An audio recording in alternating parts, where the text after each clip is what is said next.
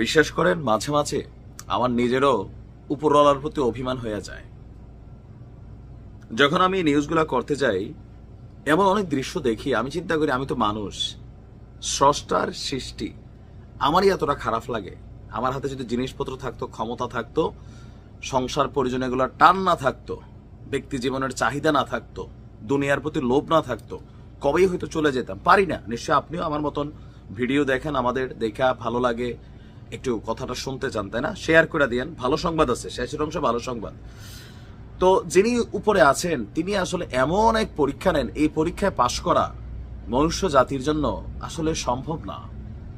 আমি যখন দেখি যে একজন ছোট্ট বাচ্চা, সে যে বিস্কিটটা পছন্দ করত, তার হাতে তার বাবা মারা যাওয়ার পরে এই বিস্কিটের প্যাকেটটা দিয়া চোখের পানি ফেলতেছে, এই দৃশ্য দেখে মানুষ হয়ে আমারই তত মায়া লাগতেছে। আর যিনি আমাদের স্রষ্টা, তিনার কেন আসলে দয়া হচ্ছে না?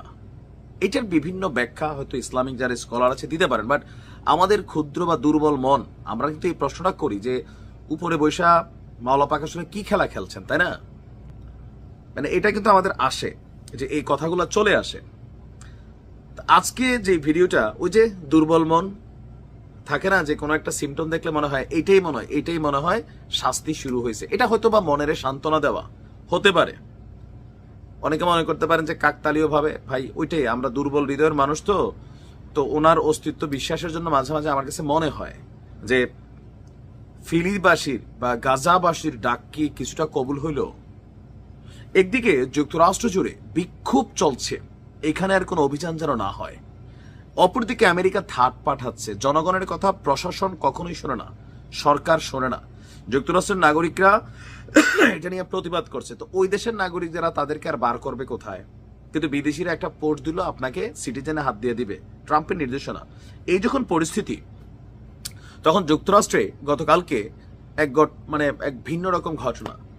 মধ্য পূর্বাঞ্চলে হঠাৎ করে মারাত্মক ঘূর্ণিঝড়, আপনার সাইক্লোন টর্নেডো আকার ধারণ করছে শুকনার মধ্যেই। মুহূর্তের মধ্যে সেখানে 16 জন মানুষের মৃত্যু হয়েছে।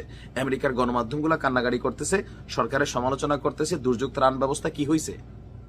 ভাই, এই 16 জনের নিয়ে একটা প্রাকৃতিক বিপর্যয়ে, যেখানে কারোর হাত নাই, তাহলে যেটা আমাদের ওইখানে হচ্ছে ওইটার ব্যাপারে তোমাদের ভূমিকা কিনা? কিছু গণমাধ্যম আমেরিকার কথা বলছে, বাট ম্যাক্সিমাম কথা বলতে পারছে না। দর্শক, আপনার ইভেন আগামী যে সময়টা আসছে শনিবার পর্যন্ত, আগামী দিনগুলোতে আকস্মিক ভয়াবহ বন্যার জরুরি সতর্ক অবস্থা জারি করা হয়েছে। সাম্প্রতিক দিনগুলোতে হঠাৎ করে যুক্তরাষ্ট্রের আবহাওয়া ভিন্নভাবে কাজ করছে। টর্নেডো আর আরকানসাস থেকে ওহাইও পর্যন্ত বিস্তৃত এলাকা ঘন ঘন ঝড়, জলোচ্ছ্বাস, ঘূর্ণিঝড়ের আপনার শিকার হয়েছে। আর এই কারণে সবচেয়ে বেশি ক্ষতিগ্রস্ত হয়েছে আপনার টেনেসি।